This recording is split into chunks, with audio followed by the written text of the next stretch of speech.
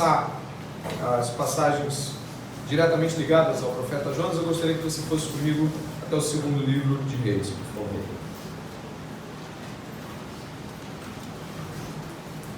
Marque o profeta Jonas, mas vá comigo até o segundo livro dos Reis, no capítulo 14, por favor.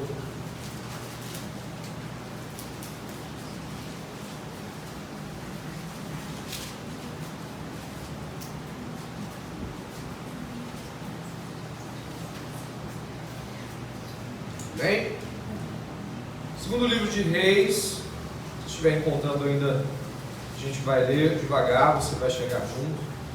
Segundo livro de Reis, capítulo 14, verso 23, a palavra do Senhor diz assim: no 15º ano do reinado de Amazias, filho de Joás, rei de Judá, Jeroboão, filho de Jeoás, rei de Israel, começou a reinar em Samaria, e reinou 41 anos. Jeroboão fez o que era mal aos olhos do Senhor, jamais se afastou de nenhum dos pecados de Jeroboão, filho de Nabate, que este levou Israel a cometer. Atenção ao verso 25.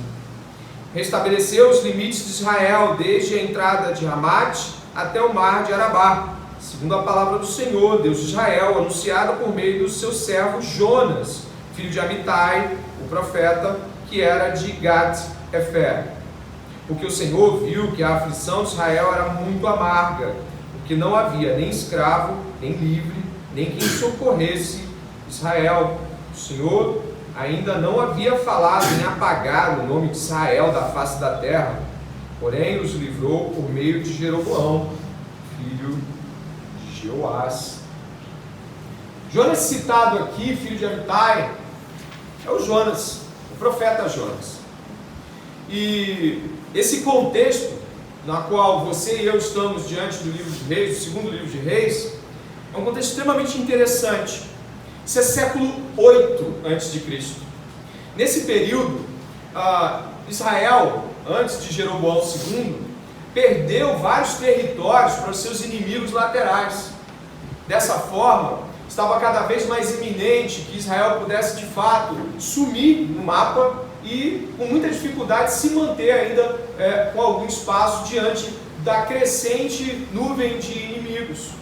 Porém, nesse período também, o Senhor, de uma maneira providencial, anunciou por intermédio de Jonas de que, apesar de, ou independente da credulidade de Jeroboão, acho que todos que leram e prestaram atenção perceberam que o Jeroboão é o Jeroboão II, ele não se desfez de seus pecados, ele não se aproxima de Deus, ele não é alguém que está inclinado à vontade de Deus. Então, Deus aqui promete, por intermédio do profeta Jonas, de que haveria uma ampliação, uma restauração aos domínios anteriores de Israel. Israel, então, ele não alargaria, mas ele retomaria territórios que havia perdido, tornando a região para Israel mais cômoda, do ponto de vista de guerra, de ataque, confronto. Foram mais de 40 anos de reinado de Jeroboão II, um reino próspero financeiramente, um reino pacífico do ponto de vista de invasões. E quem foi o profeta que apontou para essa realidade antes que ela acontecesse? Essa realidade de restauração nacional, ou restauração de patrimônio geográfico e de paz nacional? Jonas. Jonas aqui, ele profetiza e ele faz algo diferente. Eu não sei se aqueles que já leram as histórias dos reis de Israel percebem. Todas as vezes que um rei se quebrantava, Deus usava de misericórdia. Então Davi se quebrantou, Deus tirou a mão quando estava aplicando o juízo contra a cidade de Jerusalém. Quando Ezequias se quebranta, Deus também vai lá e é a favor dele, no sentido de ser gracioso com ele. O próprio impiedoso Manassés, quando no final da sua jornada ele se quebranta, Deus aceita o arrependimento de Manassés. Nesse caso aqui temos algo ímpar. Nós temos um rei que não se arrepende. Nós não temos um clamor do povo. O povo que se chama pelo nome de Deus não está clamando por Deus. Mas o profeta Jonas diz que ainda assim, e eu peço que você repouse os seus olhos, por favor, no verso 26, Diz assim: porque o Senhor viu que a aflição de Israel era muito amarga, porque não havia nem escravo nem livre, nem quem socorresse Israel. A misericórdia do Senhor, que é livre, preste atenção, o Senhor é livre para exercer sua misericórdia, mas a misericórdia livre e graciosa do Senhor operou aqui sem aquilo que nós estamos até acostumados a ver, que é o povo clamando e Deus respondendo misericordiosamente. Não houve isso aqui. Não houve um rei convertido, não houve um povo arrependido, houve um Deus compassivo e misericordioso. E quem profetizou isso foi Jonas. Jonas viu a mão do Senhor apesar do povo. Jonas viu a bondade do Senhor, o compadecimento do Senhor apesar do povo e de sua apostasia, de sua distância em relação a Deus. Nesse contexto, Jonas não é citado aqui por qualquer motivo banal, mas como aquele que previu diante do Senhor que tal coisa aconteceria. Profetizou, foi um instrumento de Deus. Alguns comentaristas falam assim: ele se tornou um herói nacional, porque ele apontou para algo que restauraria aspectos nacionais e importantes para o povo de Israel. O que nós vamos ler hoje acontece neste cenário. Jamais poderíamos pegar um livro bíblico e desconsiderá-lo dentro daquilo que é o local, o tempo e o momento da sua composição. Guardando o que já foi lido, eu gostaria que você voltasse para o profeta Jonas, que eu espero que você tenha marcado na sua Bíblia. Nós não retornaremos para o livro de Reis.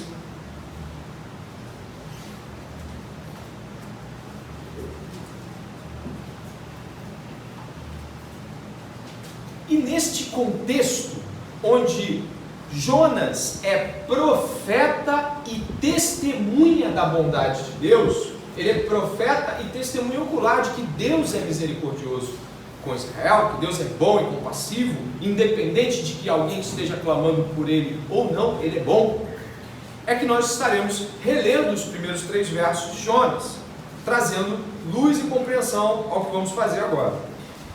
Diz assim: a palavra do Senhor veio a Jonas, filho de Amitai, como foi descrito em 2 Reis, dizendo: levante-se, vá à grande cidade de Nínive e pregue contra ela, porque sua maldade subiu à minha presença. Jonas se levantou, mas para fugir da presença do Senhor para Tarsis. O que significa a pregação de Jonas? O que Deus está querendo dizer com isso? Parece que Deus está pregando condenação. Quando Deus anuncia juízo, Ele dá-se a conhecer em relação à sua bondade. Quando anunciamos que existe um mal diante de você, e esse mal ainda não aconteceu, isso é bom. Quando alguém anuncia que a sua derrocada na continuidade do seu prosseguimento é inevitável, se você continuar fazendo isso, isso vai acontecer para você, isso não é um prenúncio do caos, isso na verdade é a chance da mudança. E Jonas sabia que pregar juízo com um Deus compassivo, isso poderia não ser aquilo que ele gostaria que fosse. Jonas, nesse sentido, compreende claramente de que estava diante de um Deus bom. A soberania de Deus, nesse momento aqui, e você precisa observar os textos que leu no segundo livro de Reis, é que publicamente foi o Jonas que profetizou. Quando as pessoas profetizavam publicamente, eu acredito que você que já leu a Bíblia saiba, mas se você não leu, não tem problema.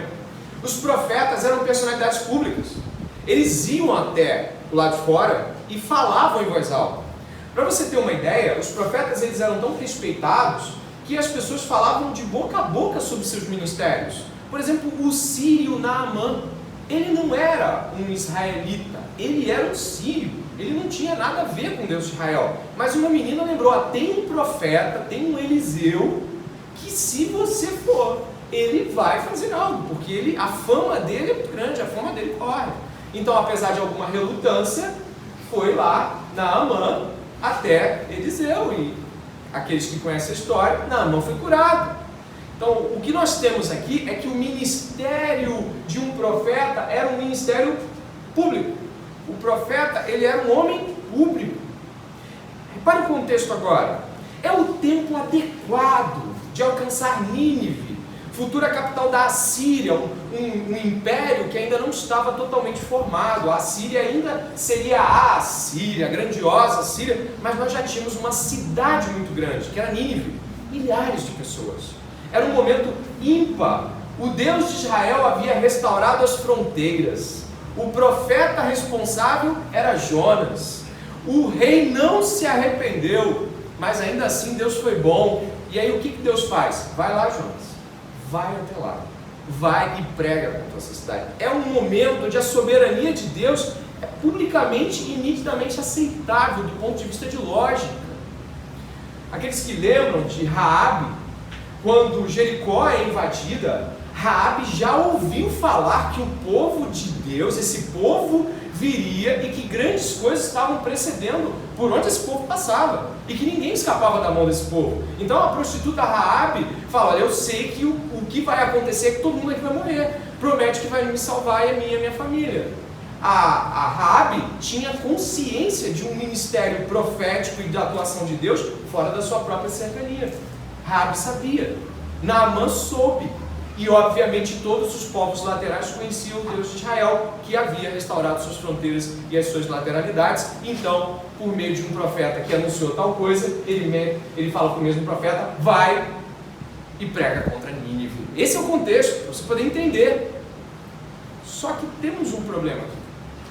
Nós temos uma ordem que ameaça a visibilidade do profeta. Eu mesmo já falei em várias ocasiões do possível medo que Jonas poderia ter ao estar com essas pessoas. Preste atenção, não é um equívoco absurdo você dizer que ele pudesse ter medo. Eu já falei, eu acho, poxa, você está diante desses caras de Nínive, que eles cortavam a cabeça das pessoas e amontoavam e faziam montes. Eles encravavam as pessoas, esfolando-as vivas, arrancando suas peles, colocavam elas cravadas em estacas vivas, fazendo muralhas ao redor da cidade. Eu também teria medo, mas eu gostaria de não inferir isso esta noite. Eu gostaria de ser bem bíblico nas afirmações acerca de por que Jonas não desejaria estar indo a Nínive. E embora não seja um equívoco pensar em um possível medo, eu não estarei encontrando esse medo nas Escrituras. Portanto, ele seria apenas uma conjectura histórica possível. E o que acontece? A credibilidade ministerial de um profeta se devia, dentre outros aspectos, por sua pureza, por sua maneira com a qual ele se afastava daquilo que era impuro. E se tem uma coisa muito clara para um judeu, para um israelita, de que estrangeiros não prestam para casar, não servem para casar, não servem para você comer com eles, não servem para você andar com eles, e que estrangeiros não são um tipo de gente com que você relaciona, e você vai encontrar isso nos fariseus com uma imagem ainda mais destacada. Mas já aqui no século VIII há relatos históricos laterais que corroboram com um pensamento razoável. Por exemplo, há relatos onde era amaldiçoado todo tipo de contato com estrangeiros, principalmente se eles fossem inimigos, como esses de derredor. Se você fosse uma parteira, uma mulher que fazia parto de outras mulheres, e você ajudasse a nascer um bebê que não era de Israel, não era de Judá, você era amaldiçoado, o seu trabalho era amaldiçoado para sempre. As pessoas viam que os gentios, que depois a gente vai ter essa nomenclatura, gentios com mais ênfase ainda, mas a ideia de gente que não era de Israel, que não era de Judá, que não era das 12 tribos, era uma ideia de gente maldita, de gente que não servia. O profeta que anuncia a restauração de paz e território para aqueles 40 anos de Jeroboão II, agora é o profeta que vai até Nínive e vai colocar sim o seu ministério em um cheque de confusão. Nunca houve nenhum trabalho externo. Nunca na história até aqui, naquele momento, 8 séculos antes de Cristo, não tem ninguém que prega para fora. E o cara que mais pregou que as coisas viriam a se tornar naturalmente estáveis e boas para Israel, agora ele vai lá no campo do inimigo pregar. Isso não tem cabimento. Na mente de Jonas, esse tipo de trabalho é estranho, sim. E o livro de Jonas traz claramente algo que você não vai ter dúvidas de afirmar. Ele odeia aquelas pessoas. Ele não sente prazer na vida daquelas pessoas. Ele não gosta dos ninivitas. Ele não se alegra com a conversão futura que nós estudaremos dos ninivitas. Jonas não ama aquelas pessoas. Jonas tem outros amores. Ou Jonas tem outros planos, que não são pregar para os ninivitas. Os inimigos do norte, os mais violentos da sua época.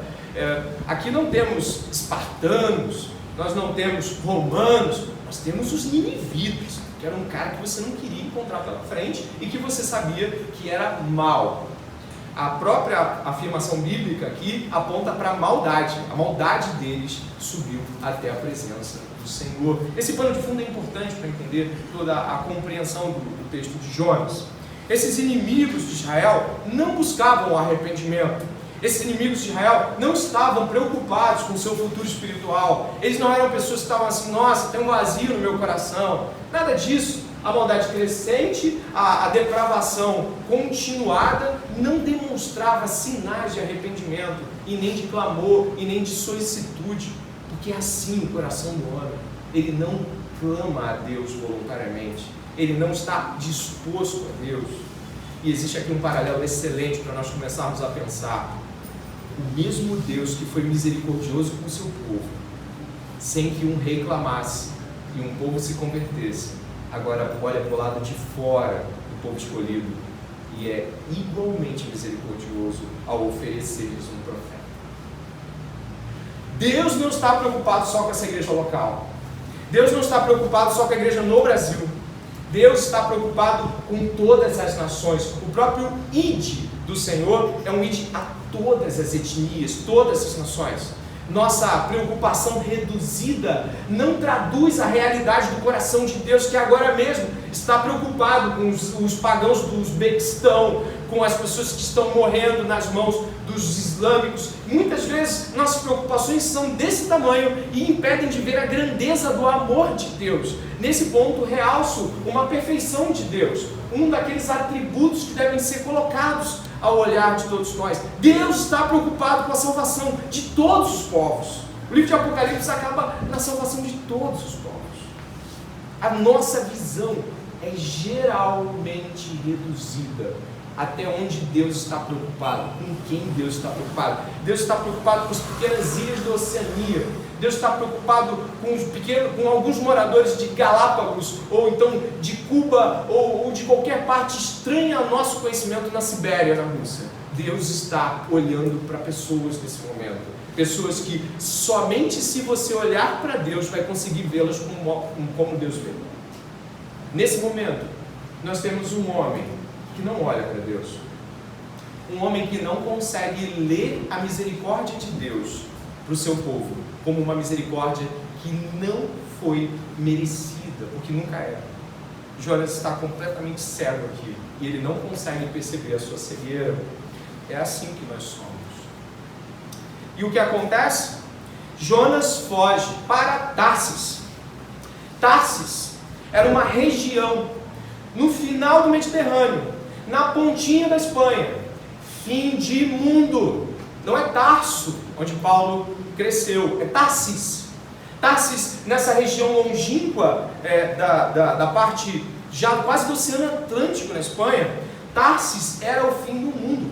As pessoas que iam para Tarsis, para sair de onde ele estava, ali na Palestina, elas pagariam uma passagem em alto valor. Tarsis era muito longe, Tarsis era o fim, é o limite do conhecimento geográfico daquelas pessoas. Você não comprava uma passagem para Tarsis porque você passou a ver um barco. Você precisava se preparar financeiramente para pagar uma viagem para Tarsis. A fuga de Jonas não era um distanciamento para esfriar a cabeça, era um declínio completo da sua posição em relação à vontade de Deus. Jonas não estava tentando esfriar, tirar um tempo para pensar. Jonas estava querendo mudar de vida. Ele se volta numa direção completamente contrária. Ele vai para onde Deus não pode de fato usá-lo para Nínive. Ele foge de onde é o local para estar. Nínive é o local. Ele vai para centenas e centenas de quilômetros. Esse pensamento de fuga, possivelmente, quando nós olhamos para esse pensamento de fuga, nós imaginamos assim, nossa, mas como isso pode se dar? Se vocês olharem aqui o verso 2, verso 3, Jonas se levantou, mas para fugir da presença do Senhor, para Tarsis. Mentalmente ele falou o quê? Eu quero ir para Tarsis. Desceu a Jope e encontrou um navio que ia para Tarsis, né? A gente fala daquela frase clássica do Billy Graham: toda vez que o homem pensa em navegar para longe de Deus, o diabo tem sempre um barco pronto. Ele pensou, Tarsis, está lá o barquinho, Tarsis, para você. Esse tipo de coincidência nunca vai ser coincidência para crente. Crente não pensa em coincidência assim. Satanás está atento aos nossos movimentos. As pessoas que são reformadas têm que ficar muito atento à completa anulação do diagnóstico satânico nas relações e nas composições. O próprio Paulo afirma ter sido impedido por Satanás certa vez. Eu acho que nós temos dificuldade às vezes de crer nas ofertas do diabo. Crer no sentido de que elas são reais e que elas estão aí à disposição. Tem barcos para Tarsis, barcos para onde você foge de tudo aquilo que você sabe que é a vontade de Deus.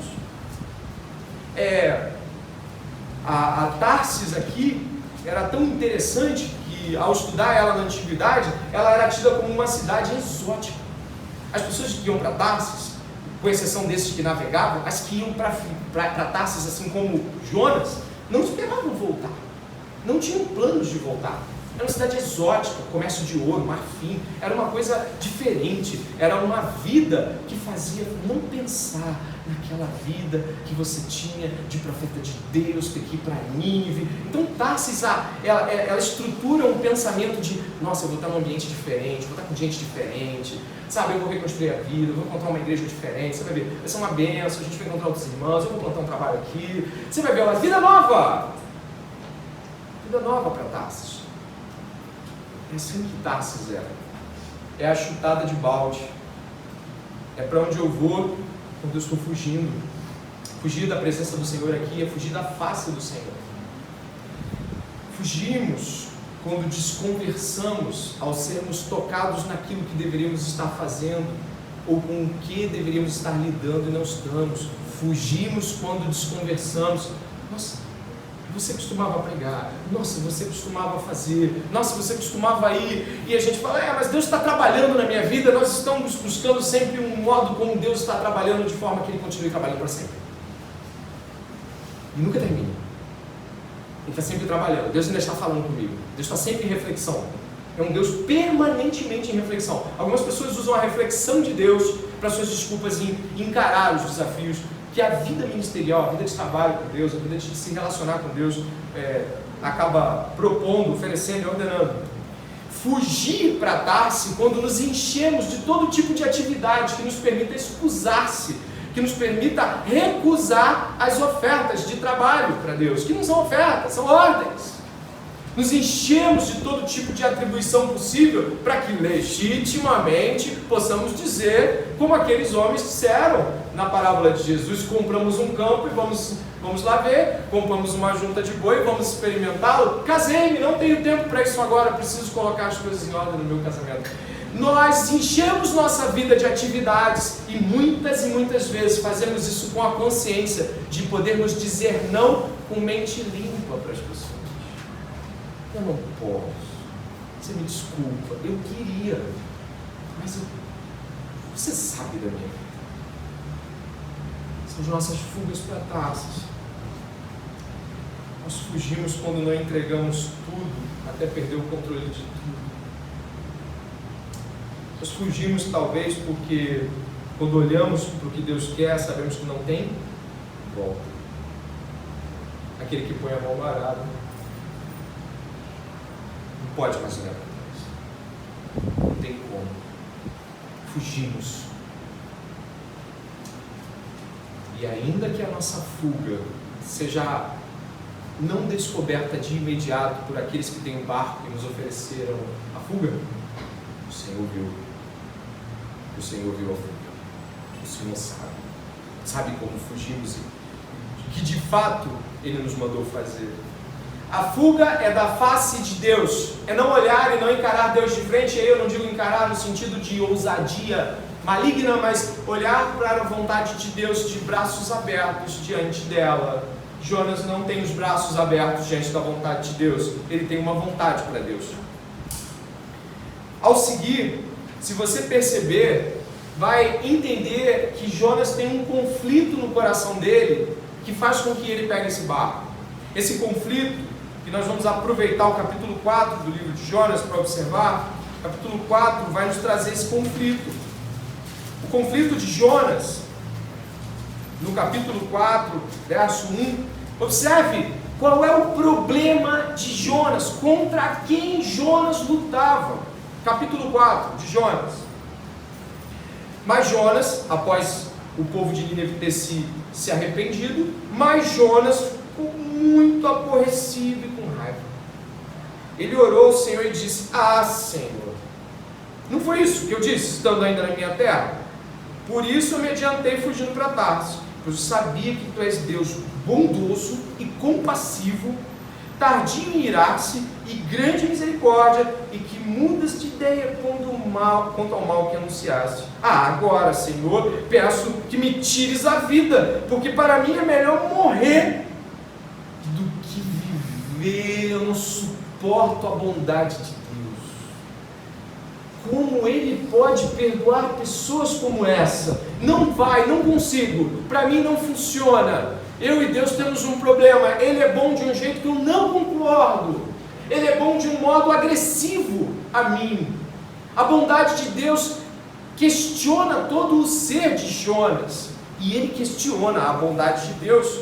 Jonas, ao olhar para a bondade de Deus, não vê como bondade. Talvez você possa falar: não era convertido? Era. A Bíblia nunca apresenta um homem como servo de Deus sem que ele seja servo de Deus. Jonas é apresentado nas Escrituras como servo de Deus. Ele é um homem convertido. Mas o que nós estamos vendo nesse momento, que é o que nós temos para observar, é que ele não se agrada com a bondade de Deus. A bondade de Deus não lhe traz paladar positivo. Ele não saboreia o fato de que Deus salvou milhares de pessoas. Ele tem tanta certeza de como Deus deveria fazer, que ele não suporta Deus ser bom. João capítulo 3, verso 19, a luz veio ao mundo, mas os homens amaram mais as trevas do que a luz, porque as suas obras eram mais. Nós gostamos de que as coisas vão para o juízo e todo mundo se ferre mesmo. Nós gostamos quando aquele que fez mal contra o nosso passado, contra a nossa vida, e obviamente Israel tinha medo daqueles homens. A gente gosta quando o mal é punido, mas a gente questiona quando a bondade de Deus é misericordiosa de um modo que não entendemos. Quando Deus é bom de um modo que eu não concordo. Jonas está em discordância com a bondade de Deus. A coisa é tão grave que Deus faz uma pergunta e pergunta: isso é razoável? Verso 4. Razoável, sabe? Você está batendo bem? É isso mesmo que você pensa acerca de salvação de pessoas? É isso mesmo que você pensa acerca disso? Talvez você fale: nossa, esse Jonas era um camarada complexo, é bem difícil, né? Não dá para entender isso, dá para entender sim. Dá para entender sim. Há milhões de pessoas hoje esperando pelo Evangelho, há milhares de pessoas no derredor de nossas cidades necessitando ouvir a mensagem da salvação. Foi isso que Jonas ouviu. Está todo mundo perdido, Jonas. Basicamente. E eu com isso. Quando nós falamos sobre os perdidos, de que modo você reage à bondade de Deus para com os perdidos? Quando você ouve: Deus quer te levar adiante na pregação do Evangelho, isso queima, ou você começa a encontrar barcos para trás? Não posso agora, porque estou fazendo umas coisas ainda, é um pouco difícil. Eu posso ir depois, mas para completar um ciclo e não sei o que, não sei o que lá, não sei das contas. E a gente começa a criar os barcos, e os barcos aparecem, que tem, sempre tem. Se quando Deus fala, vai, você diz, será que foi Deus? Eu já tenho compreensão de que a maior parte disso tem a ver com quando eu acho que Deus vai ser bom com pessoas que ainda não o conhecem. Existem milhões de pessoas hoje sem a mensagem do Evangelho. Por que isso não te queima? Porque o amor de Deus precisa queimar no seu coração. E o modo miraculoso com o qual Ele te salvou precisa ser aceso, avivado em você, para que você possa se despertar nesse culto e falar: envia-me a mim. Incrivelmente, é uma quantidade muito expressiva de crentes que não se importam em não terem desejo por ir e pregar o Evangelho a outros. As pessoas basicamente assumem isso até de modo costumável. Não tem problema. Eu sei que eu tenho que pregar o Evangelho, eu sei que Deus vai me usar, e não conseguem perceber a urgência da pregação do Evangelho. Infelizmente, não estamos muito distantes de Jonas. Às vezes não estamos longe para Tarsis, mas longe no coração. E a angústia de Jonas se deve a Deus ser bom. Sabe, a bondade de Deus deveria nos ser sempre algo que nos estimula a amar a Deus mais intensamente. A bondade de Deus em compartilhar de si mesmo conosco e compartilhar nós com outros deveria nos estimular a esse compartilhamento. Não assuma que a sua posição de frieza é uma posição correta. Não assuma que a sua passividade é aceitável. Não assuma que estar aqui hoje, estar ouvindo essas palavras, falar assim: não, está tudo bem, ele sempre fala isso, ele sempre fala para a gente ir, o pastor tem essa coisa, né? É o pastor André, ele tem esse negócio, né, de vamos, pare com isso em nome de Jesus, pare com isso, está contando histórias para você, está contando histórias para Tarsis. A vocação para fora, a vocação para pessoas serem encontradas por Jesus Cristo é para hoje, é para esse domingo, é para o final do culto, é para amanhã, é para essa semana inteira. Julgamos Jonas, mas não nos examinamos muito bem. A bondade de Deus, então, enquanto o amor que Ele quer derramar com os perdidos passa a nos ser utópica, futura. Deus sim, vai ser bom quando eu for na direção dessas pessoas. Futura, utópica. Ou então quando não está fluindo do jeito que eu pensava, Deus está demorando. O que Deus está me fazendo passar por isso? Isso tudo é o tipo de pensamento de quem realmente não se alimenta da vontade de Deus.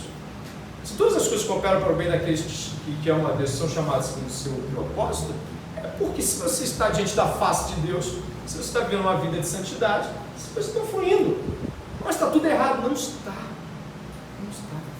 Não está. Creia, não está. De fato não está. Só que talvez não esteja conforme o seu coração. O modo como você acredita que as coisas devam dar certo. O modo como Jonas acreditava que as coisas deveriam dar certo. E isso é tão interessante, porque no verso 6, o ímpio do navio sacode Jonas. Não entenda isso como acorde. Olha para o verso 6, não é acorde apenas. Não é desperta que você está dormindo. O verso 6, ele não posiciona a frase no sentido de acorda, mas de eu não acredito que você está dormindo em uma circunstância tal como essa. A mente está em paz. Eu estou em paz. Eu sei o que eu estou fazendo. Confie na sua paz, não. Confie na palavra de Deus. A sua paz nunca vai ser diferente da paz de Cristo. Jesus estava completamente em paz com Deus quando cumpriu o seu ministério, ainda que fosse réu de nosso juízo, mas estava fazendo as pazes com Deus para nós. Paz com Deus, desse jeito dormindo. Olha o verso 6 do capítulo 1, o capitão do navio se aproximou de Jonas, ele disse: o que está acontecendo com você, agarrado no sono? Levante-se e invoque o seu Deus, o ímpio, mandando o salvo orar. Isso não faz sentido, a não ser num estado de frieza, a não ser num estado de mornidão, onde o barco de todo mundo pode virar, porque eu não tenho nada a ver com esse barco não é para mim. E talvez você pergunte: não, Jonas era raso, ele tinha uma visão de Deus um pouco rasa. Não tinha, não. O verso 8 e 9 apontam para um conhecimento de Deus. Inclusive o verso 8 e 9 são até as próprias palavras que o profeta, que não pelos hebreus é chamado de profeta, mas nós costumamos chamar de profeta, Daniel, também usou as mesmas palavras para se referir a Deus. E Jonas fala assim no verso 8 e 9: então lhe disseram, agora nos diga, quem é o culpado por este mal que nos aconteceu? Qual é a sua ocupação? De onde você vem? Qual é a sua terra? E de que povo você é? Jonas respondeu, eu sou hebreu, eu temo o Senhor, Deus do céu, que fez o mar e a terra. Não era falta de teologia. A prova é que Jonas não está aqui como quem não sabe quem Deus é, descobriu Deus ontem, está passando um momento de fraqueza, é novo na fé. Jonas sabe quem Deus é. Toda a teologia de Jonas não foi capaz de para ele sustentar ou aplacar a dureza do seu coração. O que Jonas queria fazer, Jonas estava querendo fazer e ia dar cabo disso. Não se paute pelo fato dos muitos livros que você já leu. O coração humano é perverso e duro. Algumas frases de teólogos famosos nos trazem um pouco da percepção que grandes homens de Deus tiveram quando falaram dos seus próprios corações. John Stott fala, o coração do problema humano é o problema do coração humano. John Owen disse assim, o coração do homem é inconstante no que faz e falso no que promete. João Calvino disse, o coração humano é uma fábrica de ídolos, fujamos de nós mesmos. Martinho Lutero, reformador, disse, meu pior inimigo está dentro de mim, meu coração. Todos que conheceram profundamente Deus, como estes homens, perceberam que tinham um grande inimigo, um declarado inimigo, o coração. O coração enganoso de Jeremias 17:9, o coração duro, quem o conhecerá? É tão incrível que a narrativa do livro de Jonas, que vai ser descoberta nos próximos sermões também, mas ela traz um pano de fundo que eu acho que todo mundo aqui já viu, e tendo analisado ou não, já percebeu. Tudo obedece a Deus, menos Jonas. O capítulo 1, verso 4, os ventos obedecem a Deus, vai olhando. Os ventos, Deus fala para o vento faz a sua obra, a sua parte. No capítulo 1, verso 17, Deus manda o peixe engolir e o peixe engole. No capítulo 2, verso 10, Deus manda o peixe vomitar, o peixe vomita. No capítulo 3, verso 5, Deus recebe o arrependimento, né? Deus fala, vocês vão perecer e os ninivitas se convertem. No capítulo 4, verso 6, Deus faz crescer uma planta, a planta cresce.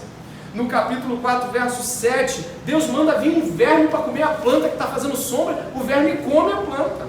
No capítulo 4, verso 8, Jonas está reclamando da vida, Deus manda vir um vento para soprar na cabeça de Jonas, e o vento sopra. Todo mundo, os marinheiros, depois que Jonas é lançado no mar, os marinheiros se convertem.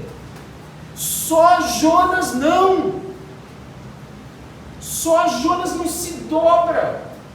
Isso deveria, ao menos, lhe trazer uma sombra de dúvida pessoal. Porque Deus me chamou aqui hoje? Por que Deus chamou você aqui para ouvir isso? Será que você está olhando para tudo isso falando assim, Jonas, por que Deus pregaria isso a cada um de nós? Se nosso coração e nossa obstinação e vontade já não estão trazendo problemas a nós e a outros. Talvez seu coração seja tão duro que você ainda esteja, esse Jonas, sobre nós essa noite. A mensagem vem sobre nós, o peso da mensagem de Deus hoje é sobre os que estão aqui nesse lugar. Gente de coração duro. Uma das coisas muito claras que a gente percebe é que Jonas não percebia.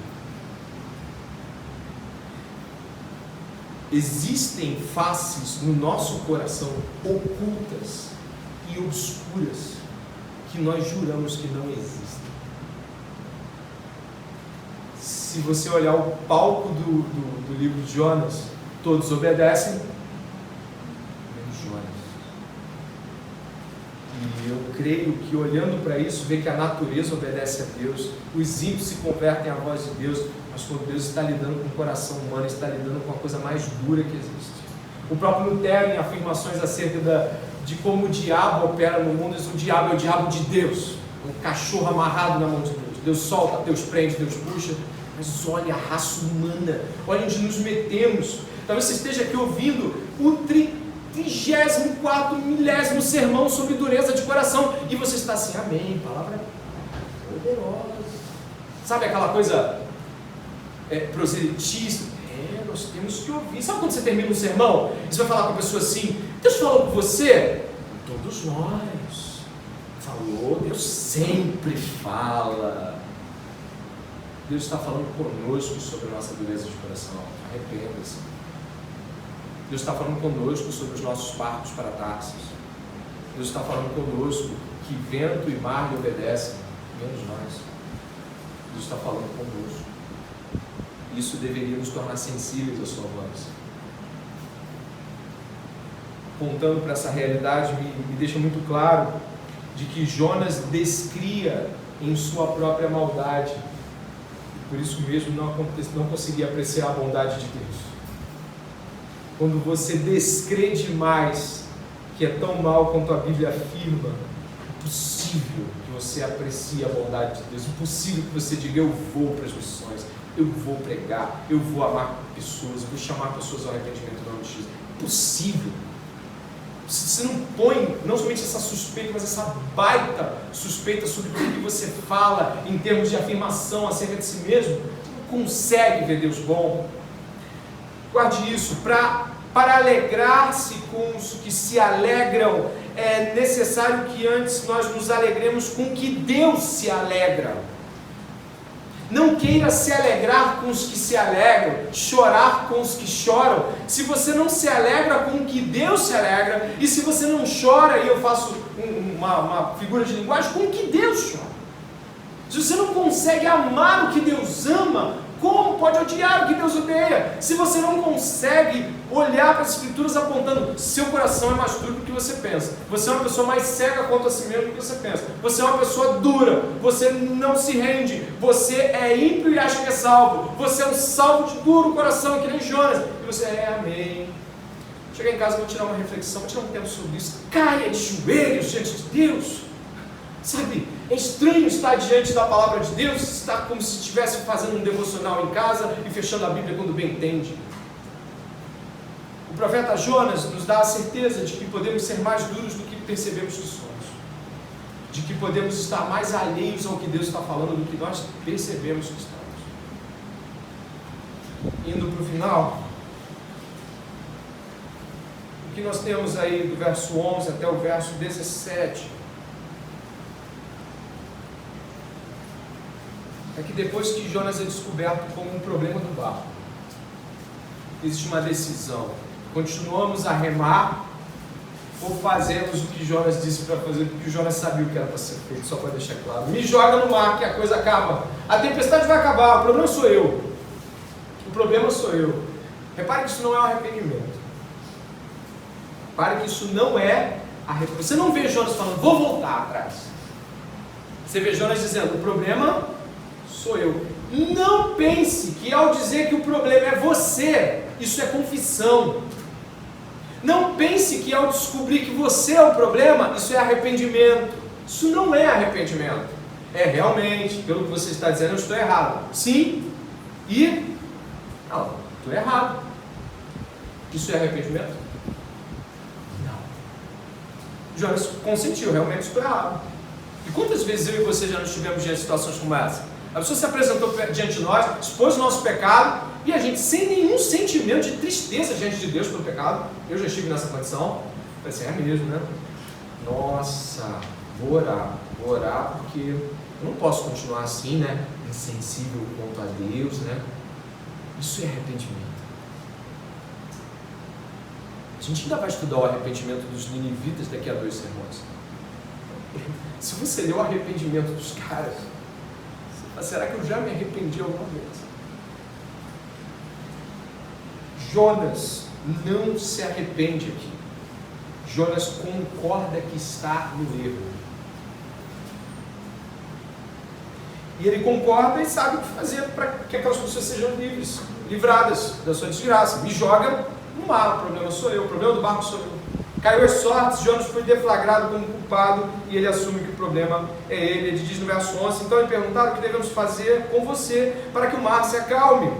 Disseram isso porque o mar ia se tornando cada vez mais tempestuoso.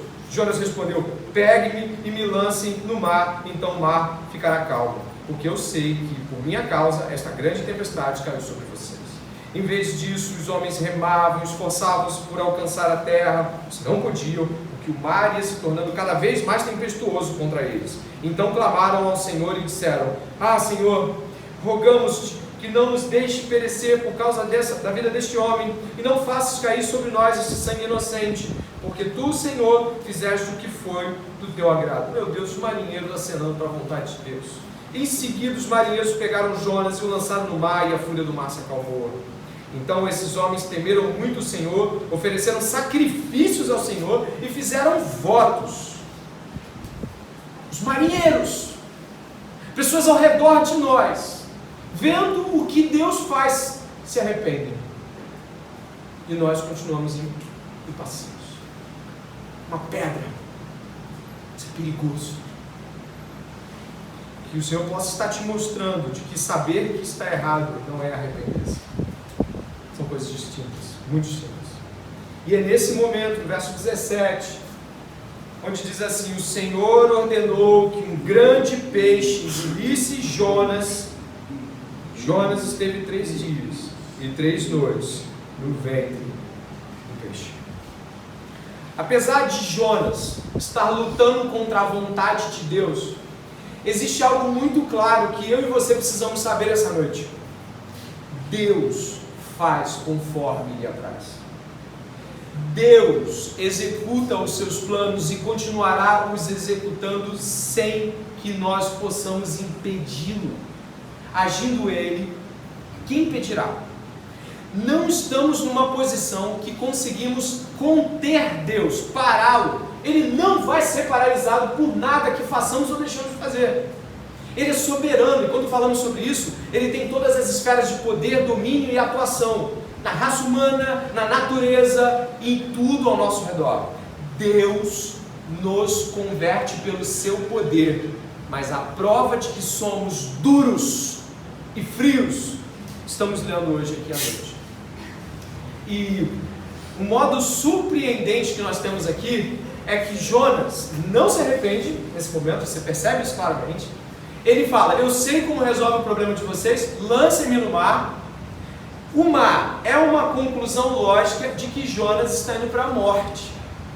Jonas, nesse momento, ele sabe que o mar ali representa a morte para ele, um mar bravio, no meio do mar Mediterrâneo, não sabemos a que altura, nem perto de qualquer coisa que seja. O que nos traduz aqui é alto mar, e ele é lançado no mar. Jonas aqui escolhe, mais uma vez, como você já vai ver depois 2 vezes no livro: prefiro morrer, prefiro morrer, prefiro morrer, prefiro morrer, prefiro morrer, prefiro morrer, prefiro morrer, do que voltar atrás. Eu morro, eu resolvo o teu problema, mas eu mantenho a minha posição. Mas Deus envia um peixe. As histórias infantis ressaltam o peixe, ressaltemos o Deus soberano e poderoso. Mandou a tempestade, mostrou o pecador, foi lançado, crente que tinha domínio e controle sobre sua própria escolha. Vou morrer, agora acabou, não vai morrer. Deus manda o peixe, e o peixe engole Jonas. E onde nós estamos aí com algo surpreendente é de que 800 anos depois, o peixe e o Jonas se tornam um sinal que Jesus usa. 800 anos depois, você já vai abrir em Mateus capítulo 12, 800 anos depois, Jonas se torna um sinal utilizado por Jesus para as pessoas daquele tempo e, sem dúvida nenhuma, para as pessoas de hoje. A história de Jonas, o rebelde, que não queria fazer a vontade de Deus, é vergada pelo plano da redenção, é dobrada.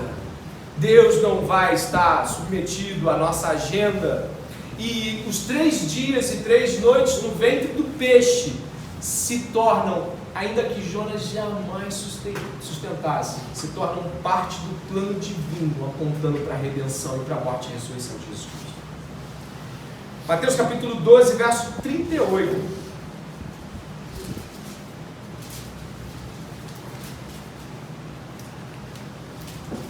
Diz assim a palavra do Senhor. Então alguns escribas e fariseus disseram a Jesus: Mestre, queremos ver algum sinal feito pelo Senhor. Mas ele respondeu: uma geração perversa e adúltera pede um sinal, mas nenhum sinal lhe será dado senão do profeta Jonas. Porque assim como Jonas esteve 3 dias e 3 noites no ventre do grande peixe, assim o Filho do Homem estará 3 dias e 3 noites no coração da terra. Ninivitas se levantarão no juízo com esta geração e a condenarão, porque se arrependeram com a pregação de Jonas. E aqui está quem é maior do que Jonas. Nesse momento ímpar, Deus em Cristo escreve as nossas histórias e aponta para Ele, Ele aponta para Ele. Nós às vezes temos uma visão de que, de fato, se a gente fizer alguma coisa, o reino vai ser impedido, a igreja não vai avançar. E, irmãos, embora de um modo temporário aparente que as coisas possam vir a desandar, Deus levará a sua igreja triunfante até a glória. Nós é que podemos estar fora disso. Eu costumo falar essa frase sempre: Deus será glorificado vivendo você como Pedro ou como Judas. Os dois cumpriram a vontade de Deus, um na sua rebeldia e audácia, e o outro se arrependendo com relação à sua própria miséria. Você vai cumprir a vontade de Deus. Deus será glorificado, quer seja no lago de fogo e enxofre, ou no cântico dos arrependidos diante do Senhor da glória. Nós estamos diante desse Deus. Essa noite estamos diante de tal Deus. E o nosso coração, por vezes, sempre apontando para fora, diz: Jonas, o Jonas. Não, você. Que pode estar tão certo quanto a si mesmo, que não se deu conta da sua dureza. Você e eu estamos na mira de Deus essa noite. Estamos diante do sinal. Jesus fala que esse sinal é um sinal de gente que pede algo mais para crer. Algo como: Ei Jesus, mostra-nos o teu poder para que creiamos em ti. Esse é o diálogo aqui. Mostra e faz uma coisa. E Jesus aponta para a Bíblia e fala assim: Jonas, 3 dias e 3 noites, isso é um milagre, saiu de lá, pregou, e quem ele achou que não cria, creu. A pregação fracassada de Jonas tinha 3, 4 palavras. Foi lá e Deus converteu uma cidade inteira. Nunca houve isso em nenhum trecho da Bíblia, de que uma cidade se converte. E Jesus está falando assim: vai ser como vocês, que estão aqui vendo e ouvindo a minha pregação, não crendo, e um dia aqueles que saíram daqui crendo julgarão vocês. Hoje existem pessoas aqui que estão crendo que essa pregação está sendo aplicada no seu coração. Existem pessoas aqui que estão ouvindo e falando o seguinte: olha, deixa eu dizer uma coisa, Jesus Cristo passou 3 dias e 3 noites no seio da terra, e Ele voltou à vida, e Ele trará à vida todos aqueles que crerem em Jesus e crerem que seu coração é duro, que você é muito cego e não percebe, de que a sua maldade já subiu a Deus e hoje Ele está pregando ao seu coração, a esta grande cidade de Nínive, e que eu e você devemos hoje nos submeter à vontade de Deus. E Deus nos pregou hoje muito mais do que 4 palavras com Jonas. O sucesso do fracasso de Jonas é que ele cria em si mesmo, e Deus de que Ele age apesar de nós. Nessa noite, pessoas que ouviram a mensagem e colocaram o seu coração na disposição do julgamento de Deus, vão encontrar Deus dizendo: culpado, pecado, isso é errado, você é duro de coração, você é muito difícil, sua vida é uma vida de não para Deus, você é cego quanto à missão, você é cego quanto ao compartilhamento do Evangelho, você é duro e cego e frio. Aconselho-te, diz o Senhor em Apocalipse, que compres de mim ouro puro refinado, roupas limpas. Sabe, dificilmente saímos de uma pregação como se ela fosse para nós. E esse é o problema. Dificilmente terminamos um momento como esse, que vai acabar daqui a poucos minutos, crendo que Deus falou com a gente. E eis aí o sinal da incredulidade. Deus falou. Você pode sair daqui pedindo que te joguem do barco, ou clamando ao Senhor. Que bondade e misericórdia de Jesus Cristo possam estar te convencendo de algo que o pregador não pode fazer. Que o Senhor possa estar tratando a sua dureza de coração e a sua passividade quanto ao chamado do Senhor. Te convoco à oração.